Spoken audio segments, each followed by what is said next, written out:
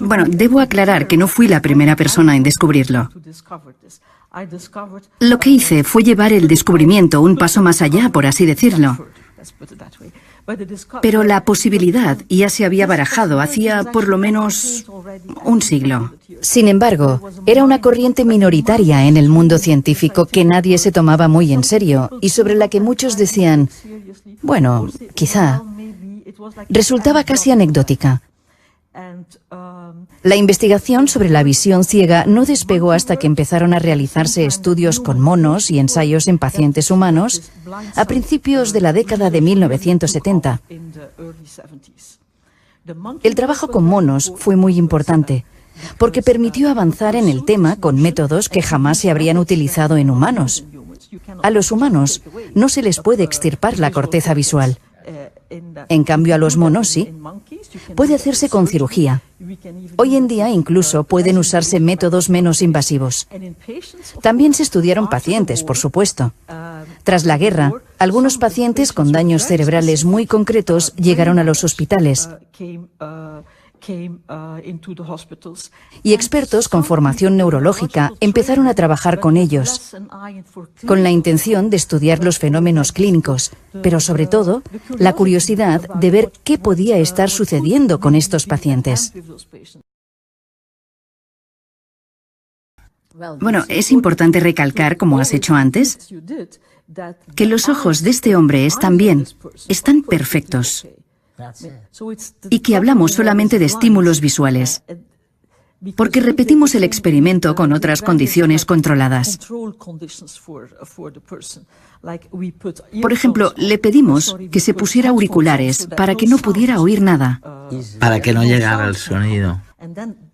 Para que no llegara el sonido, pero eso no cambiaba nada su desempeño, que no dependía de obtener la ubicación de los objetos a través de los sonidos.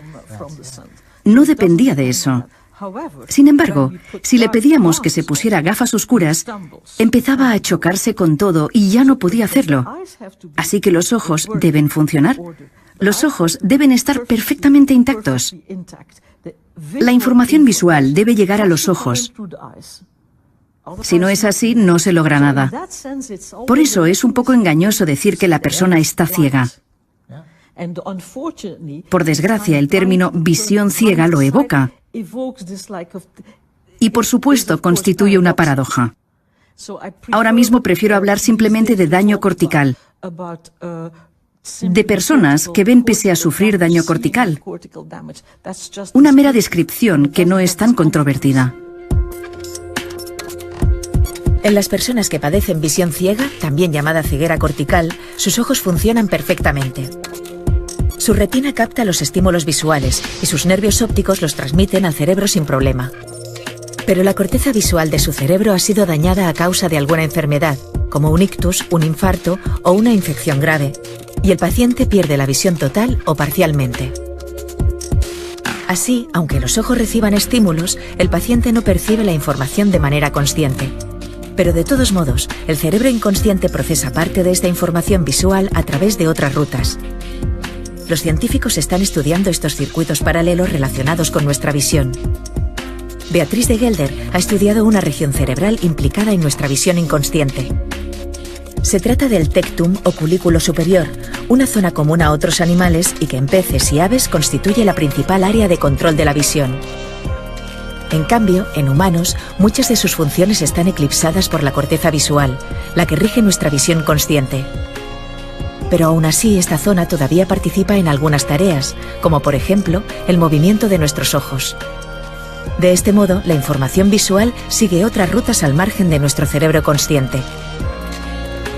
Esto explica en parte que alguien con ceguera cortical pueda sortear sin saberlo una serie de obstáculos o responder a la expresión facial de alegría o de tristeza de otra persona.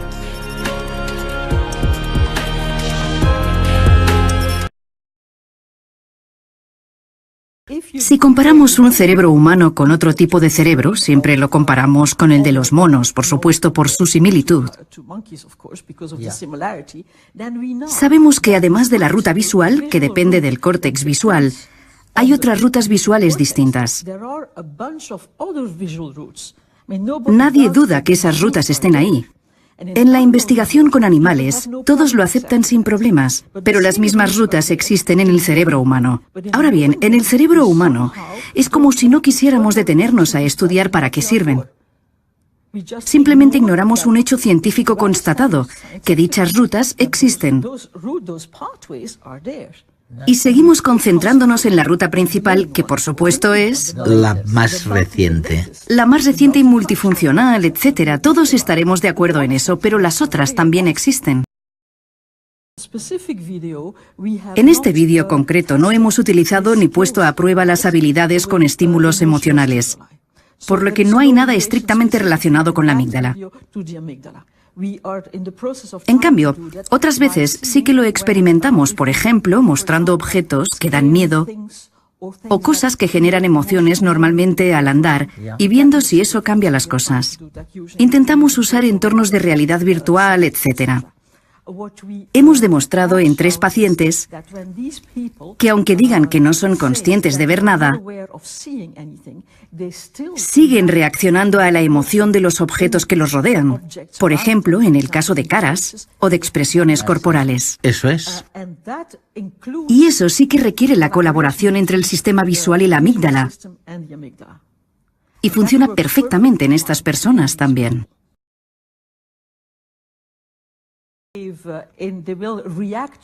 Actuarán y reaccionarán a la tristeza o a la sonrisa o al miedo del rostro que vean. Es increíble, ¿no? Si les preguntamos, ¿veis o no veis un rostro en la pantalla que tenéis delante? Nos dirán, yo no veo nada. Sin embargo, cuando les colocamos pequeños electrodos en los músculos del rostro, constatamos que reaccionan perfectamente al rostro ajeno. Ante una cara temible, reaccionan. Podemos medir la diferencia entre la potencia eléctrica de los músculos que normalmente crean esa expresión.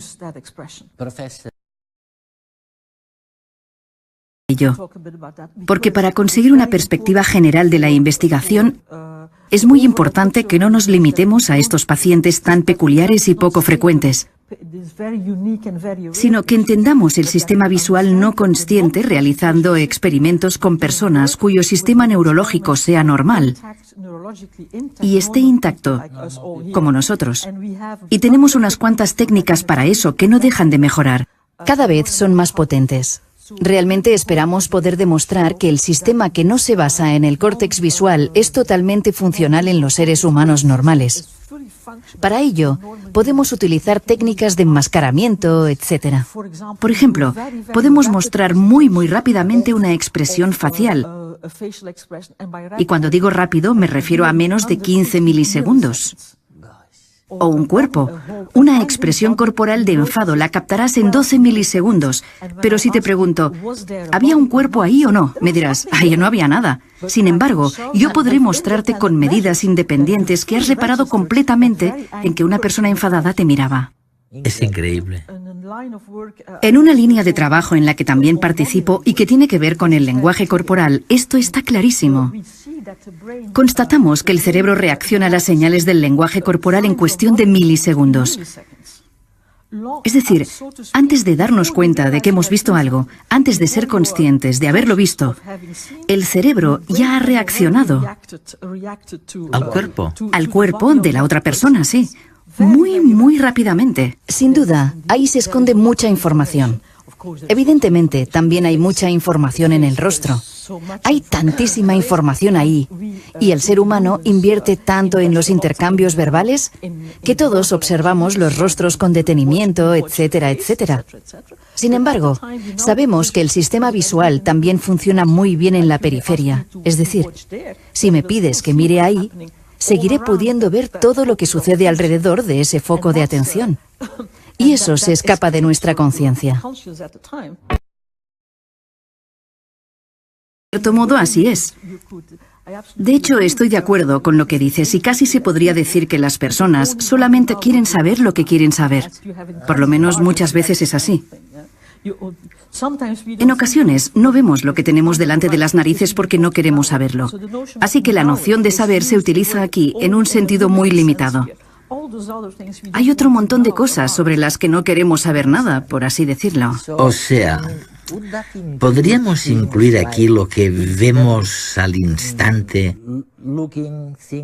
o imaginamos, o lo estamos inventando? Sin duda. Sin duda. Todos los aspectos de lo que podríamos llamar intuición. Eso es. Cuando hay que contraponer el conocimiento a la intuición, y nos han educado para que no confiemos en las intuiciones, porque las consideramos efímeras y engañosas, poco fiables, cambiantes. Las impresiones rápidas y todo ese tipo de cosas deben filtrarse a través del raciocinio y, por supuesto, llegado a ese punto, desaparecen de nuestra percepción consciente. Pero probablemente sí que los usemos, por lo menos en parte. Lo que pasa es que no somos conscientes de ello. ¿Y qué hay del futuro? El futuro médico. Es un tema muy importante, pero del que se derivan dos aspectos. El primero es, ¿qué podemos hacer por los pacientes que sufren daños cerebrales? El segundo es, ¿qué podemos hacer para la vida cotidiana de las personas? Creo que puedo hablar de ambas cosas. Para los pacientes es muy interesante porque uno de nuestros pacientes es un hombre muy culto y resulta que tiene problemas para aceptar que ve cosas de las que no es consciente. Por eso lo desestima como si no fuera importante. No deja de decir, no veo nada, no me digas que me fíe de la intuición porque no veo nada. Queda patente que el control racional limita sus posibilidades. Intentamos decirle, sí que puedes, ten confianza, hazlo. En su día a día, cuando nadie lo mira, sí que lo hace. Se mueve en la cocina de su casa, según me cuenta su mujer, y puede hasta agarrar objetos, etc. Un colega mío en Aberdeen está entrenando sistemáticamente a estos pacientes, trabajando para que confíen en estas habilidades suyas que no acaban de comprender, sus habilidades visuales. Por otro lado, en el caso de personas normales neurológicamente hablando, creo que es muy importante que nos replanteemos la importancia que tiene la intuición en la vida de las personas.